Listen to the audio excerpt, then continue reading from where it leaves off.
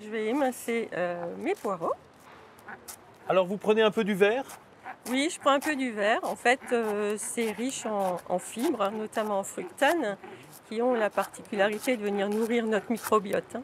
Ce qu'on appelle la flore intestinale? La flore intestinale. Et c'est mieux de dire microbiote, c'est plus à la mode? Aujourd'hui, c'est microbiote. Ah, d'accord, ok. Alors, on va mettre un peu d'huile d'olive.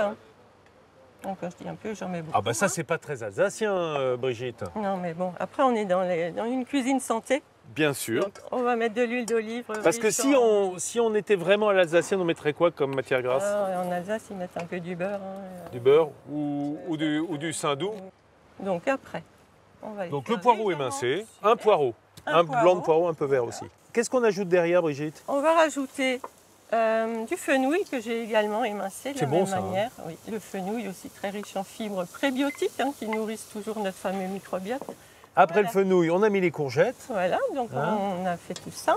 Voilà, on va mettre un petit couvercle et on va laisser cuire ça à l'étouffée. En fait, la cuisson à l'étouffée va permettre de garder un maximum de minéraux, de vitamines dans nos légumes. Pas trop chaud alors? Pas trop chaud, non. Par contre, là, on a des légumes bio. Si on n'a pas des légumes bio, il vaut mieux les cuire vapeur pour faire un nettoyage. Comme une décoction du légume. Ça va permettre de nettoyer les pesticides qui seraient dans les pots. Parce qu'évidemment, vous n'avez pas épluché la courgette. Non, d'ailleurs, le goût dans la courgette, je rappelle, c'est dans la peau. Hein.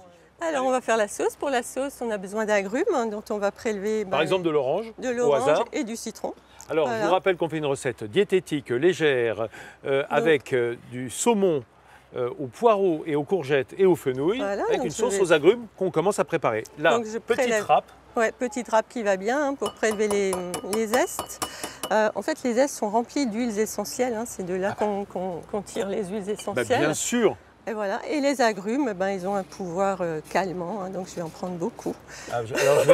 Alors mettez-en double dose pour moi, s'il vous plaît. Et puis surtout, là, on est encore dans la vitamine C. Hein, voilà, et de la vitamine C. Je vais aussi en profiter pour réhydrater mes algues. On met juste un petit peu d'eau. Qu'est-ce que c'est? Ce sont des algues qui viennent de Bretagne. Oui. Un petit clin d'œil. Quoi que c'est comme algue? Alors, il y a de la porphyrale, il y a de l'algue nori et encore une autre, je ne sais plus. Et vous allez mettre ça dans votre sauce? On va mettre ça dans la sauce. Donc ensuite, je rajoute les suprêmes de mon citron que j'ai prélevé à vif. D'accord, alors donc ce sont juste les quartiers que vous avez hachés grossièrement. Hachés grossièrement sans les membranes, de l'orange. Pareil. Voilà. D'accord. On va mettre un peu d'ail haché. Voilà. On va mettre des capres. Donc on peut les hacher ou les laisser entiers, hein, c'est pas un souci. D'accord, des capres au vinaigre. Oui, voilà. On va mettre du curcuma. Alors le curcuma très riche en curcuminoïdes. La curcumine, grand anti-inflammatoire surtout. Antioxydant et très anti-inflammatoire. Ouais. Et là je rajoute encore de l'huile. Donc là on est sur de l'huile de cameline. De cameline. Qu'est-ce que c'est-il? Une huile qu'on appelle aussi le petit lin. Peut-être que ça. Ah mais je ne connaissais pas ça. Tu connaissais toi, Stéphanie? C'est une huile très riche en oméga 3. Donc un tiers de... Ah d'accord, c'est un peu comme l'huile de lin alors? Ouais, en moins concentré que l'huile de lin. D'accord, très bien. Donc ça, on peut une cuillère à soupe tous les jours sans problème. Par contre, ces huiles, l'huile de cameline, l'huile de lin, il faut toujours les conserver au réfrigérateur une fois qu'elles sont ouvertes, sinon les oméga 3 vont s'oxyder. Ouais. Donc là, il est présent avec la peau, donc on va enlever la peau. Ah, vous l'enlevez, vous? Oui, je l'enlève, oui. Vous ne mangez pas la peau du saumon? Non. Non. Il y en a qui aiment bien quand c'est croustillant, mais bon.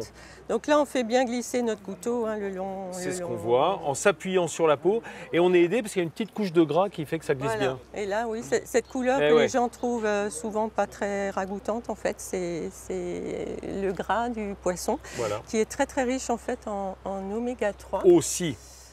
Et les oméga 3 sont très importants pour notre santé, protection cardiovasculaire, même protection maladie d'Alzheimer. Donc plus on va manger d'oméga 3, mieux on se portera. Donc là, aujourd'hui, on aura plein d'antioxydants, plein d'oméga 3. Et là, je vais rajouter mes algues qui ont été du coup réhydratées. Je les rajoute dans ma sauce. Voilà, on va mettre l'eau qui reste avec. La sauce, elle va être cuite ou c'est juste une sorte de petite vinaigrette d'agrumes? C'est une petite vinaigrette d'agrumes. Comme il y a de l'huile de cameline, il ne faut surtout pas la chauffer. Parce que sinon ça tue les propriétés ça devient même toxique. de l'huile de lin. ça devient même toxique parce qu'il y a peroxydation des lipides et ça pour notre santé, c'est bon à savoir ça. C'est pas le top. Hein. Merci Brigitte. Alors là, la recette est terminée. Sur notre saumon chaud, on a mis notre saumon sur le lit de légumes chaud et puis notre sauce froide aux agrumes. De sauce, voilà. Et on voit la couleur des agrumes et du curcuma aussi un petit peu, qui donne cette teinte un peu orangée. Alors il est d'usage que nos invités goûtent en premier. Alors, on peut dire quand même que c'est une recette diététique. Hein. Pour ceux qui auraient raté le début de l'émission, Brigitte, elle est diététicienne, donc que des bonnes choses sur le plan de la santé. Oui. Et puis, on va voir si c'est bon sur le plan gustatif. C'est excellent et ça a beaucoup de goût, effectivement, même sans sel. Voilà. Au fond, si on se nourrit comme ça, on va beaucoup moins chez le médecin.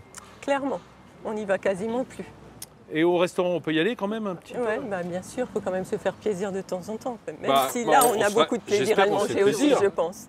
Chez vous, vous avez compris, cuisine diététique aujourd'hui, ça veut dire un petit peu moins de matière grasse et on fait un petit peu attention à ce qu'on met dedans quand même sur les produits.